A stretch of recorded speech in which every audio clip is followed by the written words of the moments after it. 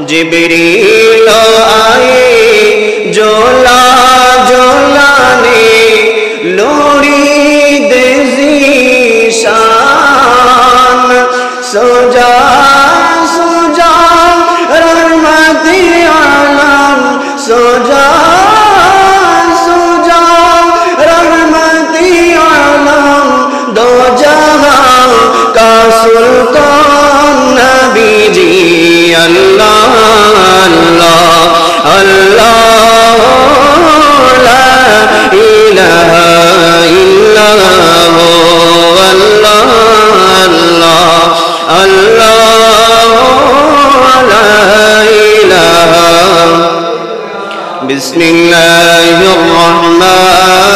रहमानिर रहीम इन्नल्लज़ीना कफ़रू बिआयातिना सौफ नुस्लीहिम नारा कुल्लमा नضجت جلودهم بدلناهم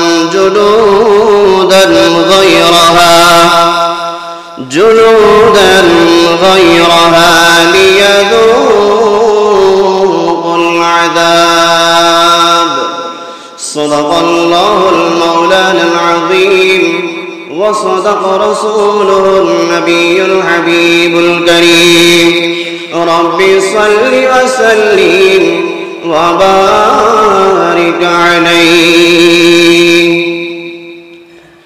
কবরে হাসরে কি হবে আমার কবরে হাসরে কি হবে আমার মুসিবত না ভাই যদি মুসিবত না ভাই যদি করোনা তোমার কবরে হাসরে কি হবে আমার কবরে হাসরে কি হবে আছি গর্বে আমি পাপের সাগরে না জানি কি হবে ও পারে হাসরে তোমারি সুপারিশ বিনে তোমারি সুপারিশ বিনে কেমনে হব পার কবরে হাসরে কি হবে আমার কবরে হাসরে কি হবে আমার উপস্থিত সম্মানিত মুসল্লিয়ানে কেরাম মুরব্বিয়ানে ইজাম যুবক ভাইরা পর্দার আড়ালে পর্দানশীল মাসকুরাত খাওয়াতিন মা ও বোনেরা রহমানি ওয়া রাহমাকুমুল্লাহ আসসালামু আলাইকুম ওয়া রাহমাতুল্লাহি ওয়া বারাকাতুহু খায়রুল্লাহ পাক রব্বুল আলামিন আহকামুল হাকিমিনের আলিশান দরবারের মধ্যে লাখ কোটি বেশুমার শুকরিয়া আদায় করছি যে মহান মুনিব রব্বুল আলামিন পবিত্র মাহে জুমাদাল আখিরের প্রথম জুমার নামাজ আমাদেরকে আদায় করার সুযোগ দান করেছেন তৌফিক দান করেছেন সেই শুকরিয়ার্থে উচ্চ আওয়াজে বলি আলহামদুলিল্লাহ সাথে সাথে লাখ কোটি দরুদ আর সালাম হাদিয়া নজরানা পেশ করছি সেই নবীজির দরবারে সকল আম্বিয়া ইকরামের সরদার সকল মানব কুলের সরদার রহমাতুল লিল আলামিন নবী সরওয়ারে কায়নাত নবী হযরতে মুহাম্মদুর রাসূলুল্লাহ সাল্লাল্লাহু আলাইহি ওয়াসাল্লামের নূরানি রওজায়ে মুবারক সম্মানিত মুসল্লিয়ান کرام আজকে আমরা আলোচনা করব জাহান্নাম এবং জাহান্নামীদের সম্পর্কে আল্লাহ জান্নাত সৃষ্টি করেছেন আরামের স্থান শান্তির স্থান আপনার মনোরম একটা স্থান মনোমুগ্ধকর একটা স্থান আল্লাহ জাহান্নাম সৃষ্টি করেছেন সবচেয়ে কঠিন স্থান আপনার শাস্তির স্থান আপনার আযাবের স্থান এই জাহান্নাম শব্দের অর্থ হচ্ছে গভীর কূপ আমাদের দেশের কূপ হয় এখন খুব কম আগেকার সময়ে আপনার বিলের মধ্যে খালের মধ্যে পানি দেওয়ার জন্য কূপ থাকতো, বড় বড় গর্তওয়ালা কূপ, সেখান থেকে পানি তুলে আপনার চাষবাস করা হতো। আল্লাহ বলছেন জাহান্নাম, এই জাহান্নাম শব্দটি আরবি শব্দ, আর এটাকে ফার্সিতে বলা হয় দুজক। আমরা যে দুজক বলি এটা ফার্সি ভাষা। দুজক বা জাহান্নাম আমাদের ভাষায় এই জাহান্নাম শব্দটাকে আমরা যদি ব্যাখ্যা করি, আমার আল্লাহ বলছেন এটা হচ্ছে গভীর কূপ, এমন গভীর কূপ আপনি উপর থেকে একটা পাথর বা যে কোনো একটা জিনিস উপর থেকে ফেললেন জাহান্নামের মধ্যে, সেটা নিচে পৌঁছাতে পৌঁছাতে 70 বছর লাগবে। জোরে বলুন না সুবহানাল্লাহ। উপরে কতটুকু, নিচে কতটুকু, এটা পৌঁছাতে পৌঁছাতে একটা পাথরের 70 বছর লাগে। আপনি দেখেন কত বড় কূপ, আমরা জীবনে এত বড় কূপ আমাদের দেখার সৌভাগ্য হয় নাই। আমার রাসূল বলছেন এটা কঠিন স্থান, এটা কঠিন স্থান, আযাবের স্থান, উম্মতের জন্য ভয়াবহ স্থান। এর চাইতে বড় ভয়াবহ স্থান আমার উম্মত কখনো দেখে নাই, আমার উম্মত কখনো দেখে নাই। আমার উম্মত যদি জাহান্নামকে একটা বার চোখে দেখার আল্লাহ তাদেরকে সুযোগ করতেন, আমার উম্মত মসজিদ ছেড়ে কখনো বের হতো না, আমার উম্মত মসজিদ থেকে কখনো বের হতো না।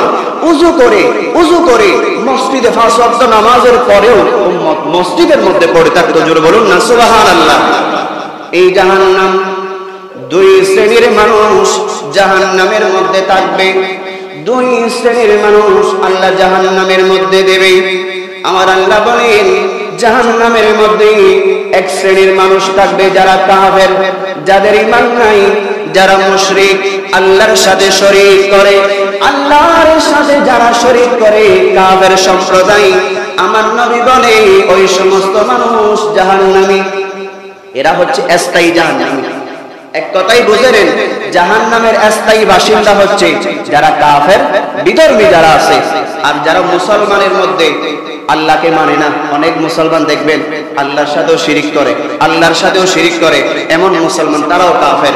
ওই সমস্ত মানুষকে আল্লাহ আবাদুল আবাদ খালিদিনা ফিহা আবাদা, আমার আল্লাহ ওই সমস্ত মানুষকে একেবারে আবাদুল আবাদ জাহান্নামের মধ্যে রাখবেন, যার কোনো শেষ হবে না। আরেক শ্রেণীর মানুষ যারা অস্থায়ী জাহান্নামে, আল্লাহ কিছুদিন দিবে, দেওয়ার পরে আল্লাহ আবার জাহান্নাম থেকে তাদেরকে জান্নাতে দিবে, এরা হচ্ছে অস্থায়ী। এই সমস্ত মানুষ এরা কারা জানেন? অস্থায়ী জাহান্নামী। আল্লাহ সামান্য সময়ের জন্য, কিছু দিনের জন্য, অথবা কিছু বছরের জন্য, অথবা লম্বা একটা সময়ের জন্য কিছু মানুষকে জাহান্নামে দিবে। এরা মুসলমান ছিল, এরা মুমিন ছিল। মুমিনের মধ্যে অনেক মুমিন আছে যারা নামাজ পড়ে না, এমন ঈমানদার আছে যারা নামাজ পড়তে চায় না, রোজা রাখতে চায় না, অথচ মুসলমান। মুসলমানের মধ্যে এমন মুসলমান আছে যারা হজ করতে চায় না, তারাও মুসলমান। এমন মুসলমান আছে যারা যাকাত দিতে চায় না, তারাও মুসলমান। আমার নবী বলে মুসলমানের মধ্যে যারা এই সমস্ত মুসলমান থাকবে, আল্লাহ তাদেরকে জাহান্নামের মধ্যে দেবে। এই জাহান্নামের মধ্যে তারা অস্থায়ী থাকবে, একটা লিমিট সময় থাকবে। ধরেন 20 বছর, 30 বছর বা 100 বছর, 200 বছর তারা জাহান্নামে থাকার পরে যখন আমার আল্লাহর দয়া হবে, মায়া হবে, মায়া হওয়ার পরে আল্লাহ তাদেরকে জাহান্নাম থেকে একটা পানির মধ্যে নিয়ে তাদেরকে দৌত করবেন। ওই পানিতে দৌত করার পরে ওই মানুষগুলো আবার আগের মতো সুন্দর হয়ে যাবে, আগের থেকেও আল্লাহ আরো বেশি সুন্দর করে দেবে যারা জাহান্নামে থাকবে। সুন্দর হয়ে যাওয়ার পরে আল্লাহ তাদেরকে জান্নাত দান করবে। তাহলে জাহান্নামী কয় ধরনের? 2 ধরনের। একটা হচ্ছে স্থায়ী জাহান্নামী, আর একটা অস্থায়ী জাহান্নামী। যারা কাফের তারা আবাদুল আবাদ জাহান্নামে থাকবে, আর যারা মুসলমানের মধ্যে গুনাহ করছে, মুসলমান হয়ে নামাজ পড়ে না, মুসলমান হয়ে যারা ইবাদত করে না, মুসলমান হয়ে যারা নামাজ পড়ে না, রোজা রাখে না, হজ করে না, যাকাত দেয় না, ওই সমস্ত মানুষকে আল্লাহ জাহান্নামে দিবে, কিন্তু স্থায়ী নয়, অস্থায়ী। একটা লিমিট সময়ের জন্য তাদেরকে জাহান্নামে দেওয়ার পরে আল্লাহ তাদেরকে আবার জান্নাত দান করবে। উচ্চ আওয়াজে বলুন সুবহানাল্লাহ। প্রিয় হাজিরিন, এই জাহান্নাম কেমন জানেন? আল্লাহ এই জাহান্নাম আপনার দুনিয়ার বুকে উম্মত এমন স্থান কখনো দেখে নাই, উম্মত এমন স্থান কখনো দেখে নাই। আমার নবী রাহমাতুল লিল আলামিন নবী বলছেন, উম্মত রে দুনিয়ার আগুন, আমরা দুনিয়ার আগুন দেখি অত্যন্ত তাপ। দুনিয়ার আগুনের মধ্যে মানুষকে 1 মিনিট রাখা হলে, 2 মিনিট রাখা হলে দুনিয়ার মধ্যে আগুনের মধ্যে মানুষ পুড়ে যায়। আপনার ঘর বাড়ি পুড়ে যায়, আপনার কলকারখানা পুড়ে যায়, আপনার ব্যাংক ব্যালেন্স আগুনের মধ্যে পুড়ে যায়। আমার নবী বলছে, ও সাহাবায়ে কেরাম, দুনিয়ার আগুন আমার আল্লাহ দুনিয়ার আগুনের মধ্যে তাপ দিয়েছে একবার। দুনিয়ার আগুনের মধ্যে আল্লাহ তাপ দিয়েছে একবার। আর জাহান্নামের মধ্যে আমার আল্লাহ যে আগুন উম্মতের জন্য রেখে দিয়েছে, মানুষকে জ্বালানোর জন্য রেখে দিয়েছে, আল্লাহ ওই আগুনের মধ্যে 70 ভাগ তাপ আল্লাহ নির্ধারণ করেছে। জোরে বলুন সুবহানাল্লাহ। আল্লাহ ওই জাহান্নামের আগুনের মধ্যে 70 গুণ বেশি তেজোদ্দীপ্ত করেছেন, উত্তপ্ত করেছেন। এমন গরম জাহান্নামের মধ্যে একটা মানুষকে রাখা হবে। একজন মানুষকে জাহান্নামের মধ্যে রাখার সাথে সাথে তাকে জিজ্ঞেস করবে, আয় আমার বান্দা, তুমি কি দুনিয়াতে কখনো সুখ আরামায়েশ ভোগ করেছো? ওই বান্দা 1 মিনিট থাকার পর বলবে, আল্লাহ সুখ কি জিনিস, আমি তো জীবন সুখ দেখিই নাই। জাহান্নামের আগুন এমন ভয়াবহ, 1 মিনিট থাকার সাথে সাথে দুনিয়ার সব কিছু ভুলে যাবে, দুনিয়ার আরামায়েশ ভুলে যাবে, সন্তান সন্ততি সব কিছু ভুলে যাবে, দুনিয়ার সব কিছু ভুলে যাবে জাহান্নামের আযাবের কারণে। এমন কঠিন আযাব আমার নবী বলছে। عن أبي هريرة رضي الله تعالى عنه قال قال رسول الله صلى الله عليه وسلم أوقدت النار والف سنة فابيضت উম্মত, আল্লাহ যখন জাহান্নাম সৃষ্টি করেছেন, এই জাহান্নাম সৃষ্টি করার পরে আল্লাহ জাহান্নামের আগুনকে আল্লাহ 1000 বছর জ্বালালেন। জাহান্নামের আগুন আল্লাহ 1000 বছর জ্বালানোর পরে এর রং হয়েছে সাদা। দুনিয়ার আগুনের রং কেমন? লাল না? দুনিয়ার আগুনের রং লাল, কিন্তু আল্লাহ জাহান্নামের আগুন জ্বালাতে জ্বালাতে জ্বালাতে 1000 বছর জ্বালানোর পরে আল্লাহ বলছেন, আমার রাসূল বলছেন, ওই জাহান্নামের আগুনের রং সাদা হয়ে গেছে। আমার নবী বলেন, সুম্মা অতঃপর উকিদাত আলফা সানাতিন ফাহমারাত, উম্মত রে, ওই জাহান্নামের আগুনকে আল্লাহ আরো 1000 বছর জ্বালালেন। 2000 বছর জ্বালানোর পরে ওই জাহান্নামের আগুন আপনার লাল হয়ে গেছে। আগে ছিল সাদা, আর 1000 বছর জ্বালানোর পরে ওই জাহান্নামের আগুন লাল হয়ে গেল।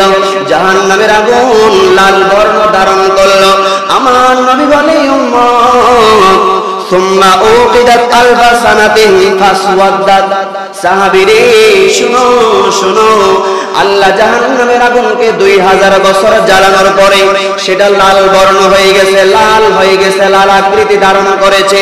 আল্লাহ অতঃপর আরো 1000 বছর জাহান্নামের আগুন জ্বালালেন, তেজোদ্দীপ্ত করলেন, তাপ প্রয়োগ করলেন। ওই তাপ প্রয়োগ করার কারণে ওই জাহান্নামের রং কালো বর্ণ ধারণ করেছে। উচ্চ আওয়াজে বলুন সুবহানাল্লাহ। জাহান্নামের রং কি? কালো। জাহান্নামের আগুনের রং কালো, দুনিয়ার আগুনের রং লাল। এই লাল আগুনের মধ্যে আমরা 5টা মিনিট দাঁড়াতে পারবো না। দুনিয়ার আগুনের মাঝখানে আমাকে আপনাকে 5টা মিনিটের জন্য যদি রাখা হয়, আমি আপনি পুড়ে ছাই হয়ে যাব, কয়লা হয়ে যাব। আমাদের শরীরের সব চামড়া আপনার পুড়ে যাবে, নিমেষেই শেষ হয়ে যাবে। আর আমার রাসূল বলছে, উম্মতী, জাহান্নামের আগুন তো আল্লাহ পোড়াতে পোড়াতে জ্বালাতে জ্বালাতে আল্লাহ কয়লা করে ফেলেছে, কালো হয়ে গেছে, কালো রং ধারণ করেছে। উম্মত, কেমনে সেই আগুনের মধ্যে 1 সেকেন্ড আমরা অতিবাহিত করব? কেমনে সেই আগুনের মধ্যে 1 মিনিট অতিবাহিত করব? উম্মত, জাহান্নামের আগুন দেখার সাথে সাথে উম্মত হাওমাও করে কান্না করবে, উম্মত হাওমাও করে কান্না করবে।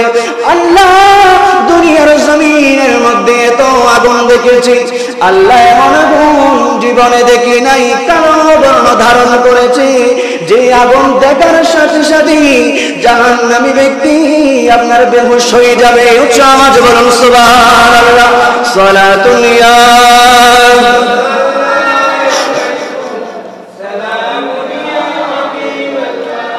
হাজিরিন, জাহান্নামের আগুন দেখার সাথে সাথে মানুষ বেহুশ হবে, মানুষ হাউমাউ করে কান্না করবে।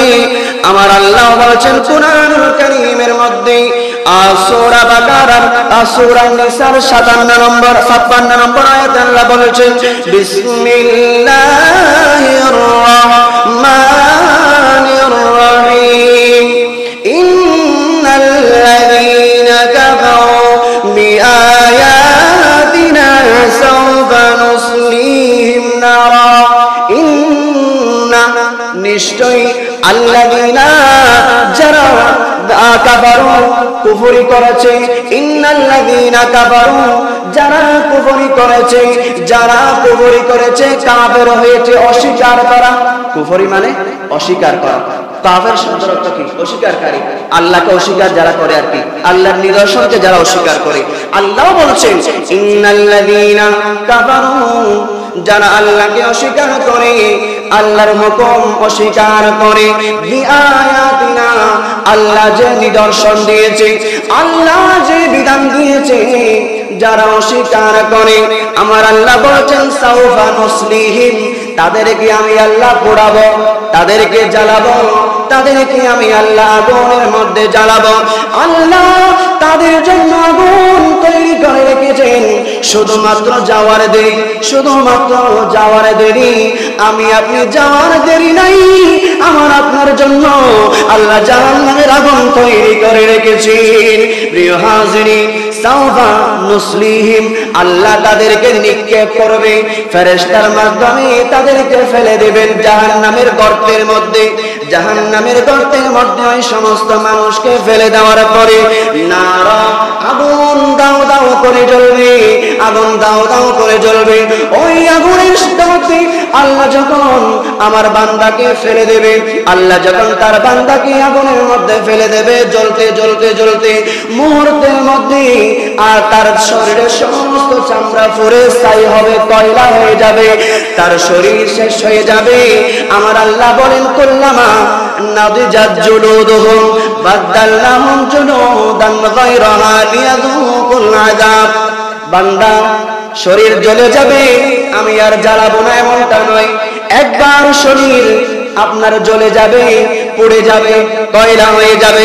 কুল্লামা আমি আল্লাহ নাদিজাত জুলুদুহুম তাদের চামড়াগুলো যখন জ্বলে যাবে, তাদের চামড়াগুলো যখন পুড়ে যাবে, জুলুদুহুম মানে শরীরের চামড়া যখন জ্বলে যাবে, আগুনের মধ্যে যখন পুড়ে ছাই হয়ে যাবে, আল্লাহ বলছেন বাদদালনাহুম আমি পরিবর্তন করে দেব, আমি আল্লাহ নতুন চামড়া দেব, জুলুদান গায়রাহা আমি আল্লাহ তাদেরকে অন্য চামড়া দেব, আবার নতুন চামড়া দেব।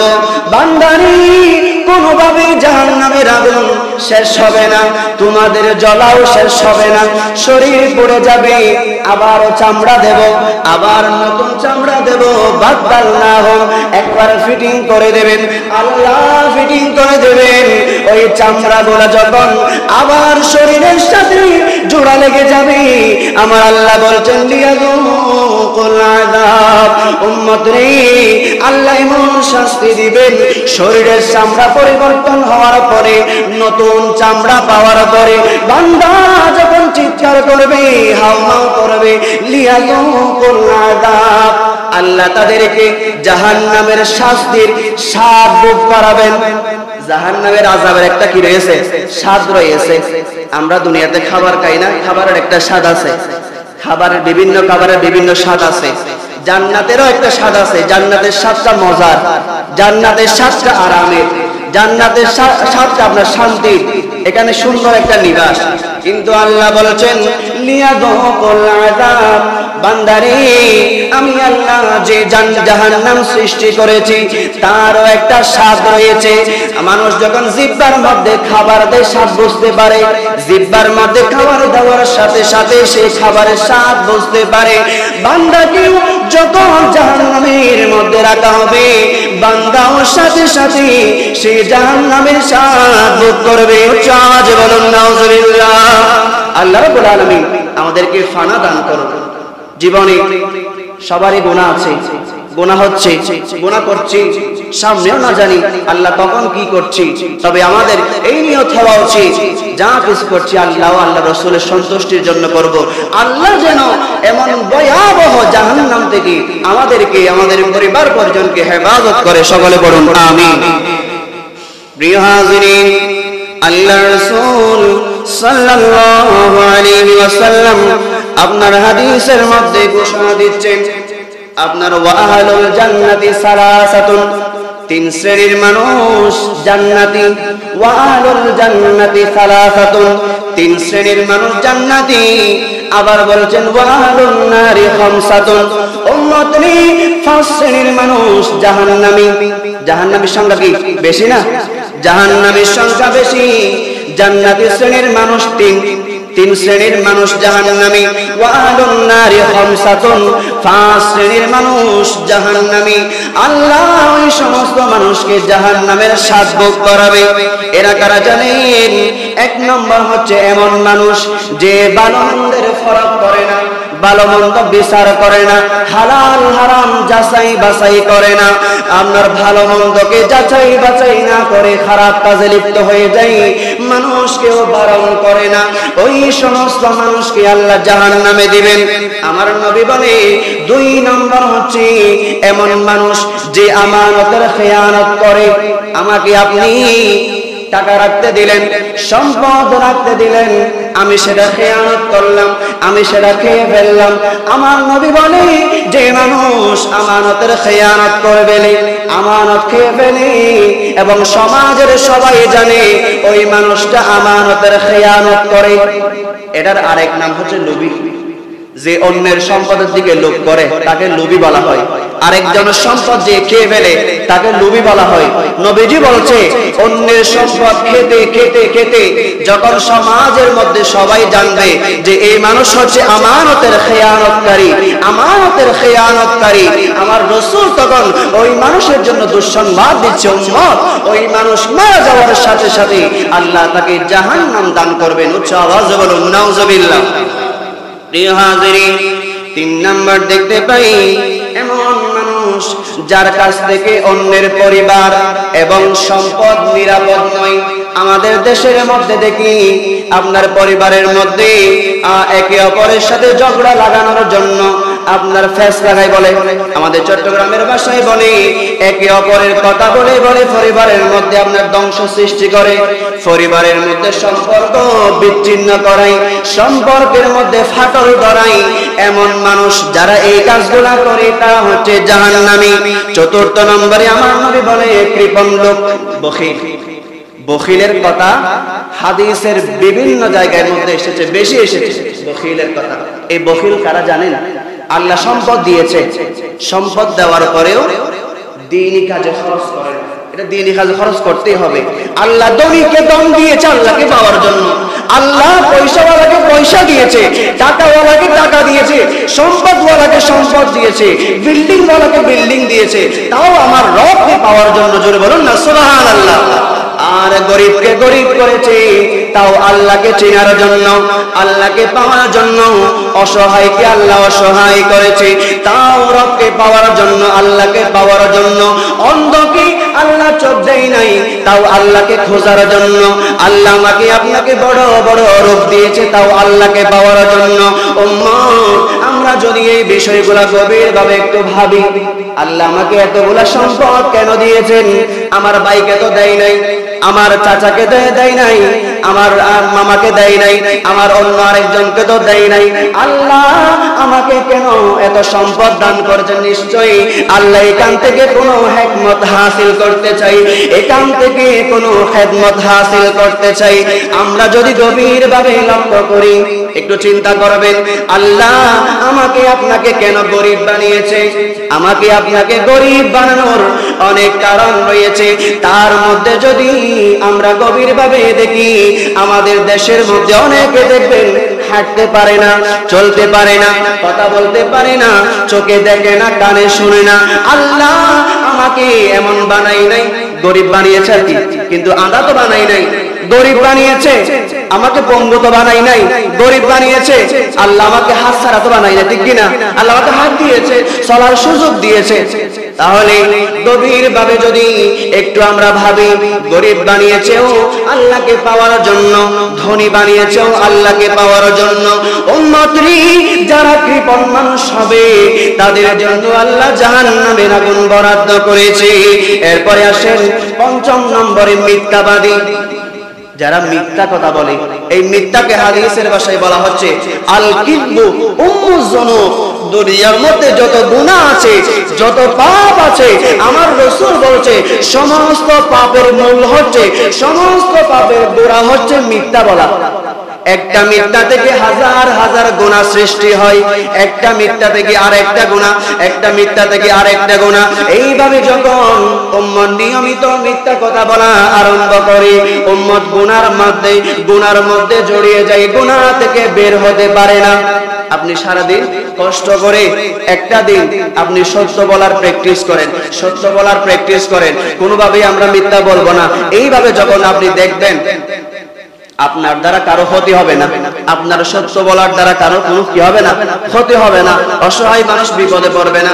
আজকাল আপনি দেখেন আপনার এই যদি আপনি আদালতে যান, আদালত প্রাঙ্গণের মধ্যে যারা আপনার আইনজীবী থাকে 100%-এর মধ্যে কয় পার্সেন্ট আছে আল্লাহই জানে, যে এনারা কথায় মিথ্যা বলে মানুষ কিভাবে নাজেহাল করতেছে টাকার বিনিময়ে। তাও আপনার অনেক গরিব মানুষ আছে যারা একটা কেস নিয়ে সারা জীবন চলে গেছে, আদালতে যায় আর আদালত থেকে আসে, একটা কেস আদালতে তুলতে আর নামাতে তার সারা জীবন চলে যায়।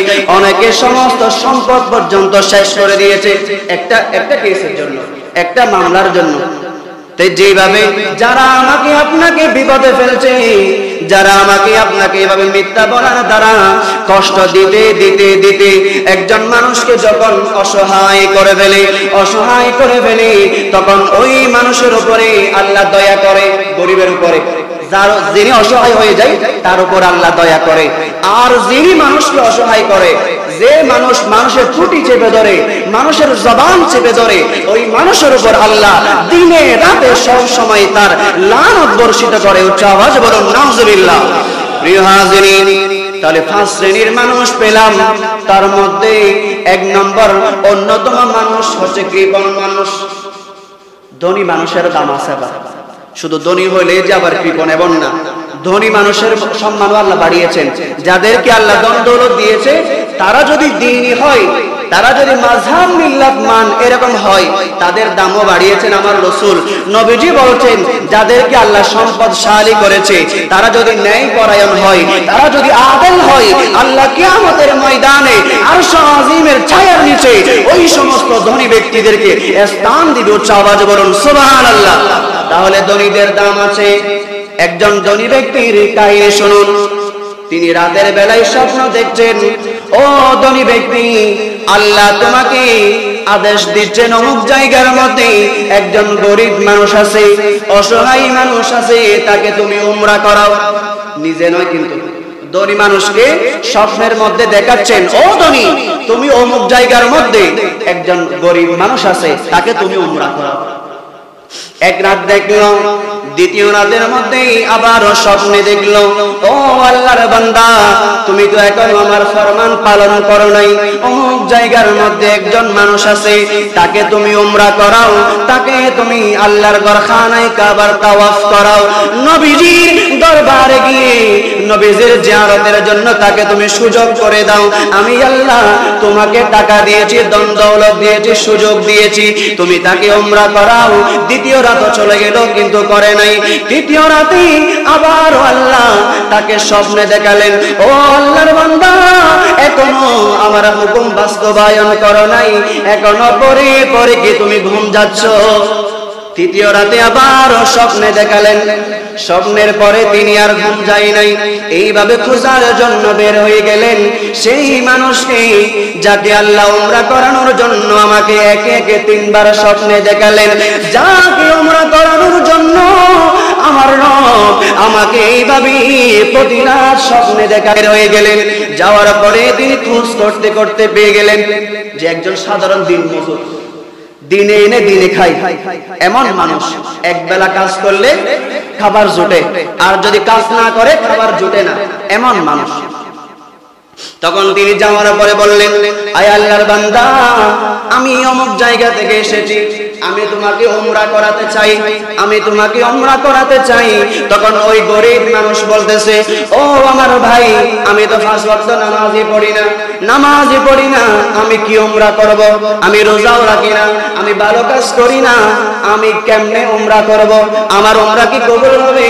আমি কেন উমরা করব? চিন্তা করেন তো, নামাজ পর্যন্ত পড়ে না, নামাজ পড়ে না, রোজা রাখে না, এমন মানুষকে উমরা করানোর জন্য 3 রাতের মধ্যে আল্লাহ স্বপ্নে দেখিয়েছেন। তখন তিনি বলতে লাগলেন, আপনি নামাজ পড়েন না পড়েন এটা আপনার বিষয়, কিন্তু আমার উপরে হুকুম জারি হয়েছে, আমার উপরে আল্লাহর হুকুম জারি হয়েছে, আমি আপনাকে উমরা করানোর জন্য নিয়ে যাব।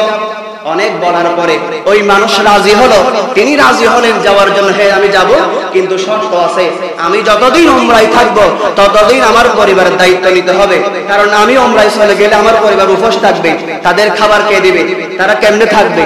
তখন ওই ধনী মানুষ তিনি সেটাও রাজি হলেন যে হ্যাঁ আমরা যতদিন উমরার মধ্যে থাকবো আমি তোমার পরিবারের দায়িত্ব নেব, তাদের খাবারে যা খরচ আসে সেটা আমি খরচ করব। এইভাবে আপনার যেদিন উমরার টিকিট হলো আর যেদিন যাওয়ার জন্য ঘর থেকে বের হবেন, ওই মানুষ ঘরের মধ্যে থেকে তওবা করলেন। আপনি দেখেন, ঘরের মধ্যেই তওবা করলেন, তওবা করে আল্লাহর কাছে ফরিয়াদ জানাচ্ছেন, আল্লাহ জীবনে ভালো কাজ করেছে কিনা জানি না, জীবনে ভালো কাজ করেছে কিনা জানি না, যখন আপনার দরবারে যাব, আপনার দরবারে যখন আমি হাজির হব, আপনার খানায় কাবার সামনে যখন আমি হাজির হব, আল্লাহ আমাকে আপনি নিষ্পাপ হিসেবে মৃত্যু দান করুন। জোরে বলুন সুবহানাল্লাহ। আল্লাহ আমাকে আপনি নিষ্পাপ হিসেবে কবুল করুন, গুনাহ মুক্ত হিসেবে কবুল করুন। এইভাবে তওবা করি আপনার ঘর থেকে বের হয়ে গেলেন। ওই ধনী মানুষ এবং গরিব মানুষ দুজন একসাথে উমরা করার জন্য রওনা হলেন। উমরা করলেন, আপনার আল্লাহর খানায় কাবা তাওয়াফ করলেন, আমার রাসূলের রওজা মুবারকে জিয়ারত করলেন। সব কিছু করার পরে ওই উমরাকারী গরিব মানুষ যেদিন চলে আসবে, ওনাদের ফ্লাইটের দিন যেদিন চলে আসতে হবে, তিনি কান্না করতেছে। কিরে আমার ভাই, আপনি কান্না করতেছেন কেন? ভাই, জীবনে আমার সম্পদ দিয়ে আমার উমরা করার সাধ্য ছিল না, আমার এই টাকা ছিল না, আমার সম্পদ ছিল না, আমি জানতামও না কোনোদিন যে আল্লাহ আমাকে আল্লাহর ঘরে আনবেন, আল্লাহ আমাকে আল্লাহর ঘরে আসার সুযোগ করে দিবেন, আল্লাহর রাসূলের রওজায় কোনোদিন যে আমি আসতে পারবো আমি কল্পনাও করি নাই। কিন্তু আল্লাহ তো আমাকে এনেছেন, আল্লাহর ঘরে যখন আসতে পারছি, আমাকে একটু সময় দিন, 10টা মিনিট সময় দিন, আমি 2 রাকাত শুকরিয়ার নামাজ আদায় করবো। আওয়াজ বলুন সুবহানাল্লাহ। আমি 2 রাকাত শুকরিয়ার নামাজ আদায় করব, আল্লাহর দরবারে আমি শুকরিয়া আদায় করব। খানায় কাবার চত্বরের মধ্যে 2 রাকাত শুকরিয়ার নামাজ আদায় করার জন্য যখন নিয়ত বাঁধলেন, আপনার যখন সিজদার মধ্যে গেলেন আর ওঠে না, সিজদার মধ্যে থাকতে থাকতে থাকতে যখন অনেকক্ষণ সময় হয়ে যায় উঠতেছে না, তখন ওই ধনী মানুষ গেলেন, কিরে এতক্ষণ তো একটা সিজদায় লাগার কথা না, এতক্ষণ হওয়ার কারণ কি? গিয়ে দেখতেছে ওই মানুষের শরীর ঠান্ডা হয়ে গেছে। মানুষ মারা গেলে যেমন শরীর ঠান্ডা হয়ে যায়, মানুষের শরীর যখন ঠান্ডা হয়ে যায়, ওই মানুষ সিজদা অবস্থায় তার শরীর ঠান্ডা হয়ে গেছে। উচ্চ আওয়াজ বলুন সুবহানাল্লাহ। ওই ধনী চিন্তা করেন, ধনী কখনো কল্পনা করে নাই নামাজ পড়ে না এমন মানুষ খানায় কাবায় এসে মৃত্যু পাবে। খানায় কাবার মধ্যে যারা মারা যায় তারা জান্নাতি, আমার রাসূলের রওজার মধ্যে যারা মারা যায় তারা জান্নাতি। খানায় কাবার গোল চত্বরের মধ্যে সিজদা অবস্থায় মারা গেলেন। ওই ধনীর ভিতরে চোখ খুলে গেল, কিরে আমাকে আল্লাহ এত সম্পদ দিয়েছে, আমি এত ভালো ভালো কাজ করি, এই মতটা আমার কপালে হলো না কেন? আমি কেন এত সুন্দর মতটা পেলাম না? ধনী কাঁদতে লাগলেন। ওইদিকে ওই ব্যক্তির দাফন কাফনের ব্যবস্থা হয়ে গেল। খানায় কাবার মধ্যে সুন্দর একটা মত পেলেন এবং মক্কা শরীফের মধ্যে তার আপনার কবরের জায়গা হয়ে গেছে, দামি মানুষ হয়ে গেলেন, আল্লাহ তাকে কবুল করে নিলেন। ইনি উমরা করে, ধনী মানুষ উমরা করে দেশের মধ্যে আসলেন। আসার পর তার ঘরের মধ্যে গেলেন, খবর নিলেন, ও আমার ভাইয়ের পরিবার, আমি জানতে চাচ্ছি আমার ভাইয়ের আমল কি ছিল, তিনি কি ভালো কাজ করতেন, এমন কি আমল করতেন যার জন্য আল্লাহ ওনাকে এমন ভাবে কবুল করেছেন যেন তিনি সরাসরি জান্নাত পেয়ে গেছেন। আওয়াজ বলুন সুবহানাল্লাহ। এমন কি আমল করেন? তখন ওই পরিবারের পক্ষ থেকে বলা হয় যে তিনি তো তেমন কোনো ভালো কাজ করতো না, আমাদের জানামল তেমন কোনো ভালো কাজ করতো না, আমরাও দেখতাম প্রায় সময় নামাজই পড়তো না। এমন মানুষ এমন মৃত্যু কেমনে পেল, আমরাও চিন্তা করতেছি। দেখেন ওই ধনী মানুষ তিনি ছাড়ে নাই, তিনি খবর করতে লাগলেন, খোঁজ করতে লাগলেন, খোঁজ করতে করতে তিনি চলে গেলেন দোকানের পাশে। একটা মানুষের কাছে খবর পেলেন যে ওই মানুষটা দিনে এনে দিনে খায়, কিন্তু ওই মানুষ প্রতিদিন যখন রাতের বেলায় ঘরের জন্য বাজার করে, তাদের এলাকার মধ্যে একটা বিধবা মহিলা আছে যার স্বামীও নাই, সন্তানও নাই। ওই মহিলার দিনের খাবার জোগাড় করার মতো পরিস্থিতি নাই। বিধবা মহিলা, বৃদ্ধ মহিলা, বয়স্ক মহিলা। ওই মানুষ যিনি গরিব মানুষ, যিনি মক্কা শরীফের মধ্যে মারা গিয়েছেন, তিনি প্রতিদিন বাজার করার সময় নিজের পরিবারের জন্য এক প্যাকেট বাজার করতেন, আর ওই বৃদ্ধ মহিলার জন্য এক প্যাকেট বাজার করতেন। আল্লাহ দম দেয় নাই, মন দিয়েছে। আল্লাহ দম দেয় নাই, কিন্তু অন্তরটা বড় দিয়েছে, কলিজা বড় দিয়েছে। প্রতিদিন ওই বৃদ্ধ মহিলার জন্য, বিধবা মহিলার জন্য বাজার করে নিয়ে আসতেন। আল্লাহ তার এই আমলে এত বেশি খুশি হয়েছে, নামাজ না পড়া সত্ত্বেও আল্লাহ তাকে খানায় কাবায় মৃত্যু দান করেছে। উচ্চ আওয়াজ বলুন সুবহানাল্লাহ। নামাজ না পড়লেও, ভালো কাজ তেমন করতে না পারলেও আল্লাহ তাকে ওই একটা ভালো কাজের কারণে তাকে কবুল করে ফেলেছে। ওই ধনী মানুষ কি করলেন? তিনি হতাশায় বুক বাঁধলেন, হায়রে আমার এলাকার মধ্যে একটা বিধবা মহিলা আছে, আমি কোনোদিন খবর নিলাম না, কোনোদিন একটা খাবার দিলাম না, একদিনের বাজার করে দিলাম না, আর এই গরিব মানুষ এমন একটা কাজ করেছে যার কারণে আল্লাহ তাকে কবুল করে ফেলেছে। আজ থেকে আমি যতদিন বেঁচে থাকবো এই বৃদ্ধ মহিলার, বিধবা মহিলার দায়িত্ব আমার, তোমাদের পরিবারের দায়িত্ব আমি ধনী যতদিন বেঁচে থাকবো তোমাদের দায়িত্ব আমি পালন করবো। আওয়াজ বলুন সুবহানাল্লাহ। শুধু একটু দোয়া করবে। ওই ধনী ব্যক্তি বলতেছে আমার জন্য একটু দোয়া করবে। যেই মত আমি মক্কা শরীফে দেখে এসেছি, আমার মনে হচ্ছে আমি আবার মক্কায় চলে যাই। আল্লাহ যেন আমাকে খানায় কাবার মধ্যে মৃত্যু দান করে। জুড়ে বলুন সুবহানাল্লাহ। সালাতুন ইয়া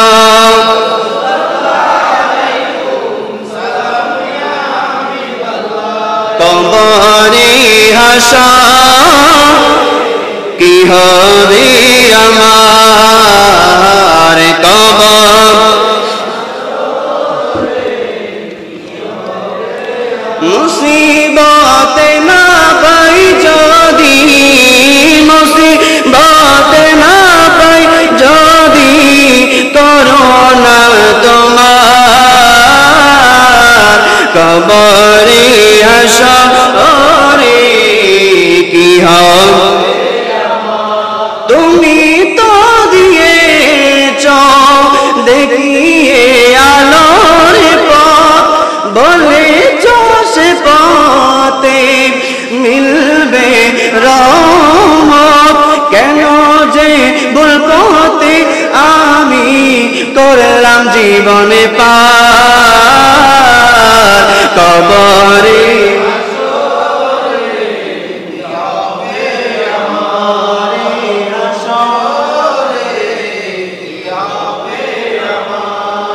হাজরিন। চিন্তা করেন তো, কয়েকটা হাদিস বলেছিলাম আল্লাহ জাহান্নামের আগুনকে 70 ভাগ বেশি তাপ দিয়েছেন।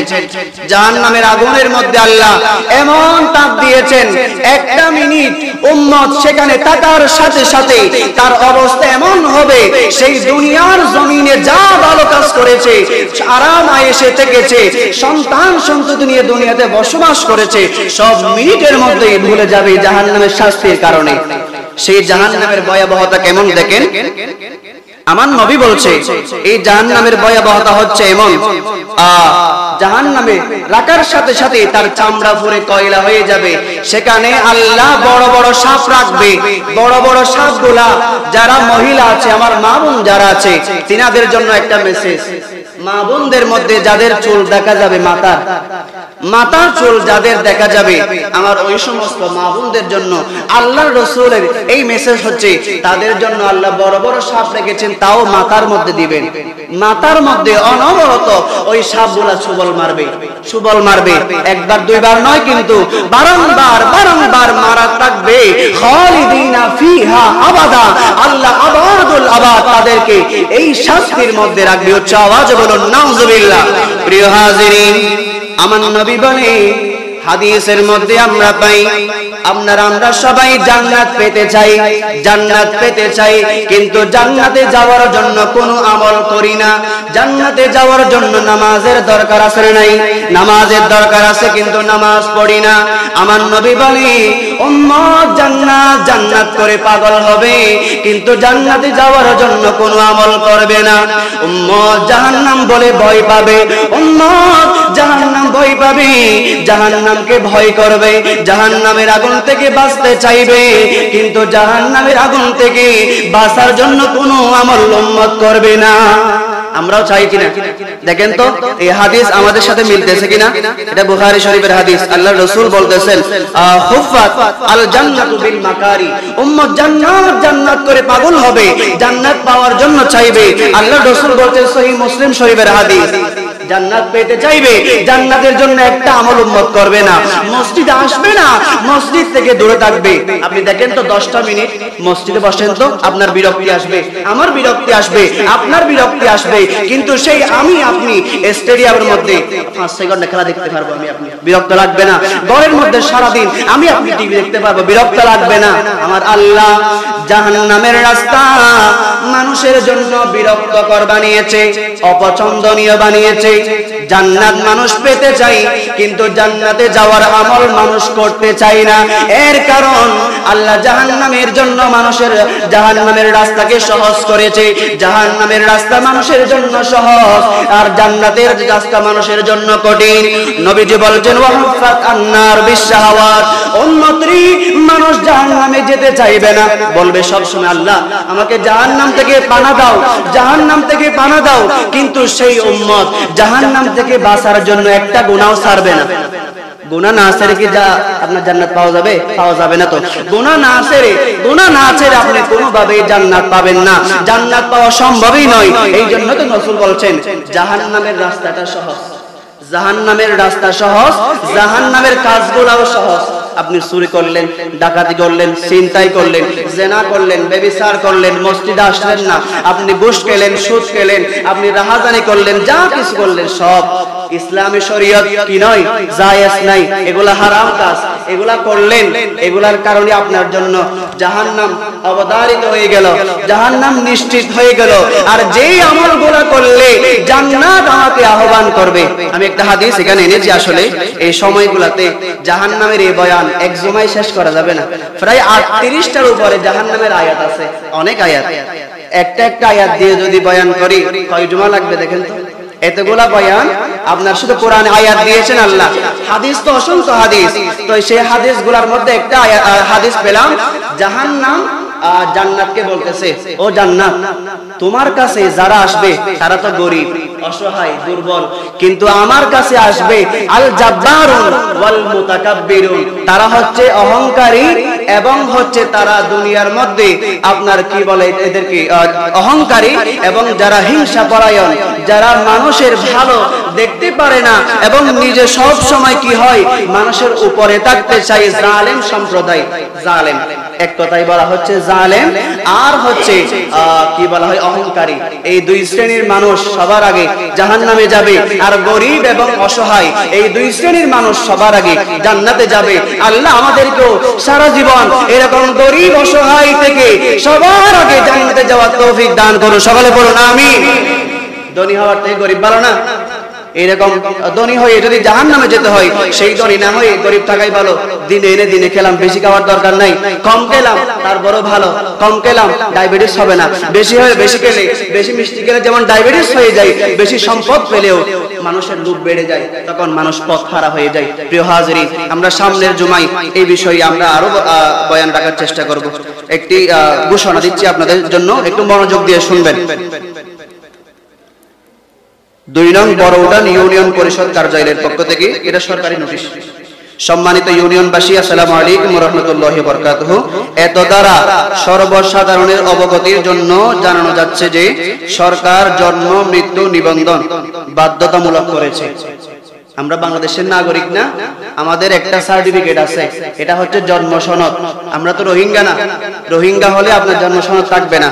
সরকার জন্ম মৃত্যু নিবন্ধন এটা বাধ্যতামূলক করেছে। আমি আপনি ভোট দিব, আমার দেশ এটা, আমাদের মাতৃভূমি এটা, এটা রক্ষা করার দায়িত্ব আমাদের, এটার জন্য জান দেব আমাদের জন্য কি বাধ্যতামূলক। তো এই জন্ম নিবন্ধন করা এটাও আমাদের জন্য বাধ্যতামূলক। তারই পরিপ্রেক্ষিতে অত্র উপজেলা মানে কর্ণফুলী উপজেলা, অত্র উপজেলার প্রতিটি ইউনিয়ন পরিষদ কার্যালয়ে 18 তারিখ 11 মাস 2024 হতে, এটা চলে গেছে, 18 তারিখ 11 মাস থেকে শুরু হয়েছে, 6-12 আজকে 6 তারিখ মনে হয়, 6 তারিখ 6-12-2024 পর্যন্ত 15 দিন ব্যাপী জন্ম মৃত্যু নিবন্ধনের বিশেষ ক্যাম্পেইন চালু হয়েছে। এমত অবস্থায় আপনাদের শিশু সন্তান যারা জন্মগ্রহণ করেছে বা করছে, এই সন্তানগুলোর জন্ম নিবন্ধন করতে হবে, না করলে পরবর্তী ঝামেলা হয়, এগুলোর জন্য অনেক কষ্ট হয়। জন্ম নিবন্ধন করার ক্ষেত্রে ছেলেদের নাম, বাবার নাম, মায়ের নাম এগুলা ভালোভাবে দেখবেন যেন ভুল না হয়।